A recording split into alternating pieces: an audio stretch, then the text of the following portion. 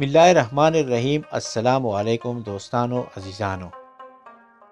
د احمد شاه بابا د ژوند او تاریخ په اړه د دې ډاکومنټري په تیرې شوې برخې کې مونږ تاسو له دا کیسه اورولې وه چې نادر شاه څنګه قتل شولو. په نننۍ برخه کې به مونږ دا خبره کوو چې افغانانو د نادر شاه د مرګ نه وروسته څنګه په خپل وطن کې د خپلواکۍ اعلان وکړو. همدې سره سره په دې خبره به هم رڼا اچو چې د احمد شاه نه احمد شاه دراني څنګه جوړ شولو. ګرانو ملګرو، د نادر شاه د مرګ نه وروسته چې د هغه سلطنت په مختلفو ولایتونو کې وویشل شو او ټولو والیانو یې خپلواکۍ او د ازادۍ اعلان وکړو، نو په دې کې افغانانو هم په خپل وطن د ازادۍ اعلان وکړو. له دې لامل د نادر شاه جوړ کړی گورنر نور محمد خان زی اطاعت څخه انکار وکړو. د دې نه پورته افغانانو خپل قومي فوج هم تیار کړو. په دې افغان اتحاد کې درې غټې قبیلې ابدالي، احمدزی او علیزی شاملې وې. همدغو افغانانو قبیلو د افغانستان غټ غټ سردارانو یوه جرګه راوبلله چې د افغانانو یو سردار وټاکل شي، یو بادشاه وټاکل شي، یو مشر وټاکل شي. دا ډیره ګرانه فیصله وه او د اتو پرله پسې ورځو لپاره دا پریکړه ونه شوه.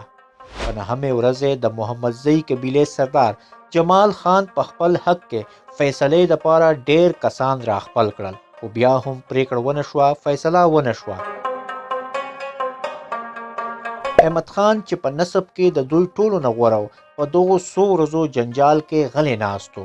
د به په دې جرګې کې ګډون کولو خو څه مشوره به یې ورله نه ورکوله. یو وخت داسې هم راغی چې قومونه په خپله کې په جنګ کېدل او تورې یو بل پسې راوباسلی، چې په دې کې یو درویش او بزرګ صابر شاه رحمت الله ورته وویل چې زه در کې یو کس سردار جوړوم. زه چې چا نوم اخلم هغه الله تعالی په تاسو ټولو نه د رتبې په اعتبار لوی پیدا کړی دی.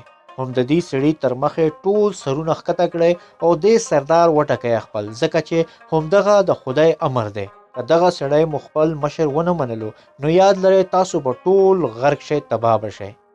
دغه شان یو تقریر کولو نه وروسته د جرګې په تپوس سره صابر شاه رحمت الله جرګې ته وویل چې د دې سړي نوم دی احمد شاه.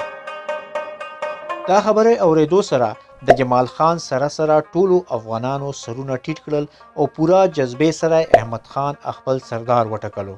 هم په دې جرګې کې دویم غټ اعلان دا وشو چې افغانان به د ایران باچایي نه مني او یو آزاد هیواد کې به ژوند کوي.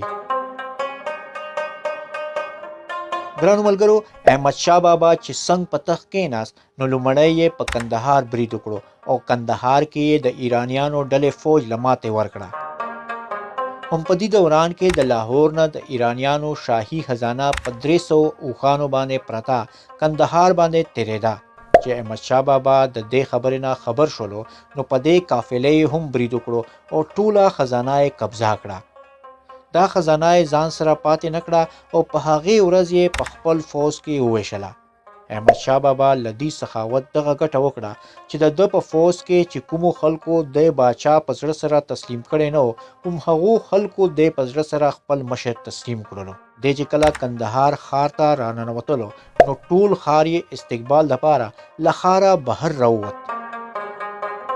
ملګرو، په کندهار کې په 15 جولای 1949 کال کې یعنی 15 جولای 1747 CE کې په یو جومات کې په ساده غونډې یوې پیښې کې یو عالم د احمد خان په سر باندې تاج کېښود او احمد خان له احمد شاه دراني نوم ورکړو.